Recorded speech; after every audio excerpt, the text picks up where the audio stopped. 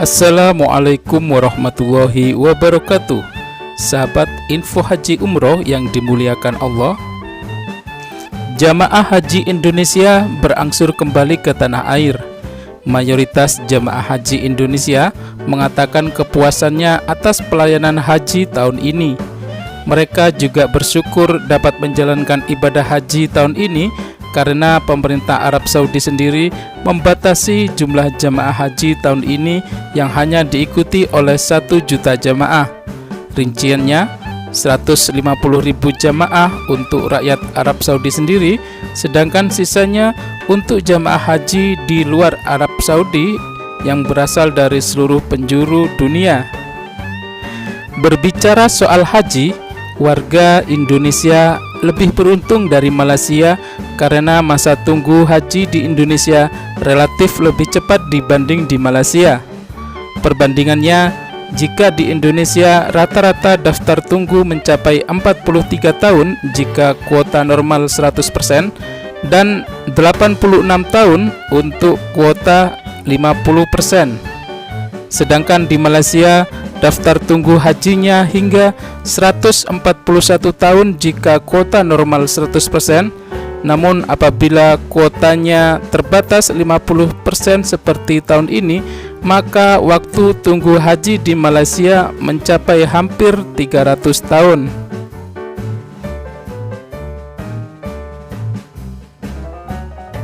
Pernyataan tersebut disampaikan oleh Datuk Sri Syed Saleh Syed Abdurrahman, Ketua Rombongan Haji atau Tabung Haji Malaysia, ketika rombongan ini berdialog dengan tim haji Indonesia di Mekah beberapa waktu yang lalu. Panjangnya antrian jamaah haji di Malaysia tidak terlepas dari kuota haji yang diterima oleh Malaysia setiap tahunnya yang relatif lebih kecil dibanding Indonesia. Untuk tahun ini, kuota haji Malaysia memberangkatkan 14.600 jamaah, sedangkan Indonesia sebesar 100.051 jamaah. Jika kuota normal, jamaah Malaysia biasanya mendapatkan kuota haji sebesar 31.000. Sedangkan untuk Indonesia, jika kuotanya normal, jamaahnya bisa mencapai 220.000 jamaah. Malaysia memiliki aturan ibadah haji yang cukup ketat. Antara lain, Malaysia melarang jamaah haji yang mempunyai penyakit tertentu untuk berangkat haji. Bahkan tidak hanya itu, jamaah yang obesitas atau kegemukan juga dilarang berangkat. Untuk jamaah yang obesitas, ketentuannya diatur dalam Body Mass Index atau BMI, dihitung 40 ke atas tidak boleh berangkat.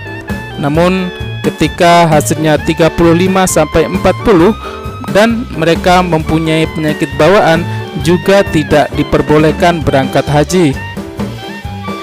Soal Body Mass Index atau BMI ini adalah cara menghitung berat badan ideal berdasarkan tinggi badan dan berat badan yang menggunakan rumus tertentu. Selain berat badan, calon jamaah haji Malaysia yang mempunyai penyakit bawaan seperti kencing manis dan darah tinggi yang tidak terkontrol juga dilarang berangkat haji. Hal inilah yang membuat jamaah Malaysia jarang ditemukan sakit selama di Tanah Suci. Bahkan dalam pelaksanaan haji tahun ini tercatat hanya 1 jamaah haji Malaysia yang meninggal dunia di Arab Saudi. Sedangkan hingga 28 Juli 2022 ini, jamaah haji Indonesia yang meninggal dunia selama proses ibadah haji tahun ini sudah mencapai 73 jamaah. Sementara itu, Malaysia juga menetapkan usia maksimal 65 tahun untuk jamaah haji tahun ini, sama seperti Indonesia. Namun, dalam urusan ibadah, Malaysia tidak lagi menjalankan program ibadah arba'in atau sholat jamaah di Masjid Nabawi selama 40 waktu sholat tanpa putus. Alasannya, ibadah arba'in tersebut merupakan ibadah sunnah dan untuk efisiensi waktu. Akan tetapi, soal penghapusan ibadah arba'in di Malaysia saat ini juga ditentang oleh beberapa umat Islam di negeri Malaysia. Dalam pertemuan tersebut, petugas haji Malaysia mengapresiasi kesiapan petugas haji Indonesia. Salah satunya adalah menyiagakan beberapa ambulan khusus jamaah, utamanya saat safari wukuf, yang hal ini belum bisa dilakukan oleh Malaysia.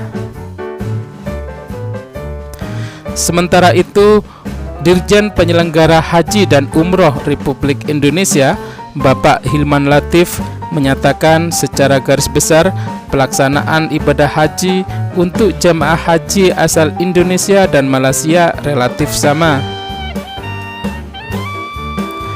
Namun disebutnya Indonesia masih beruntung mendapatkan kuota haji yang besar, lebih besar dari Malaysia, sehingga daftar tunggu hajinya tidak terlalu lama seperti di Malaysia.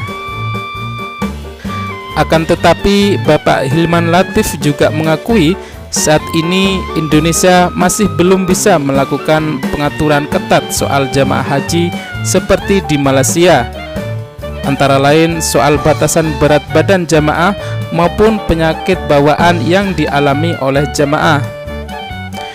Karena soal pengaturan calon jamaah haji yang tidak cukup ketat, maka jamaah haji Indonesia tahun ini banyak yang termasuk kategori jamaah haji resiko tinggi atau RISTI karena memiliki riwayat penyakit bawaan seperti jantung, kencing manis, dan penyakit dalam lainnya.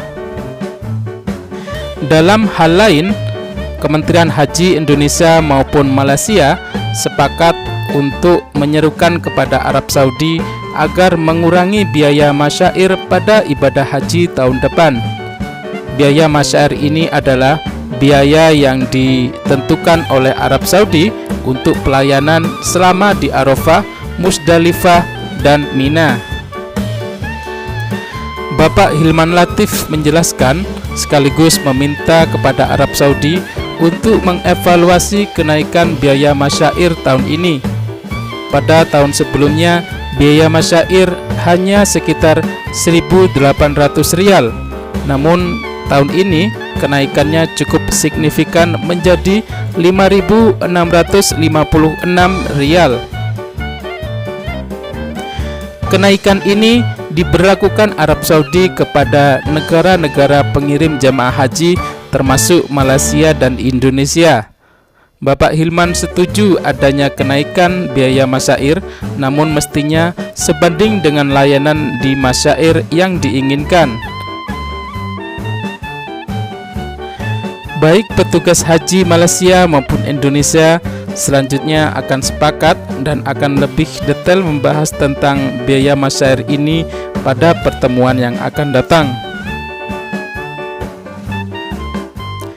Baik sahabat, sekian info terbaru dari pelaksanaan haji tahun ini. Semoga informasi ini bermanfaat. Wassalamualaikum warahmatullahi wabarakatuh.